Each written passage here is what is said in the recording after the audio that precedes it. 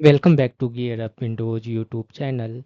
In this video, we will guide you on how to clear RAM cache in Windows 11 PC.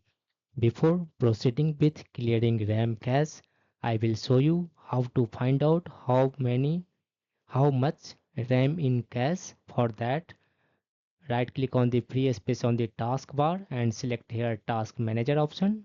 In the Task Manager window, you need to select this one Performance tab. After that, choose this one memory option, and at the bottom you will see cache memory in use that are in cache. In my PC it is 3.8 GB. To clear this one cache memory, open any browser and then search for RAM map. You will find this one first link from Microsoft.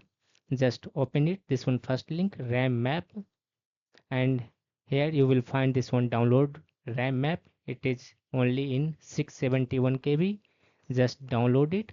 After that, right click on it, this one zip file, and select here extract all option. Then click on this one extract option. Now you will find RAM map 64.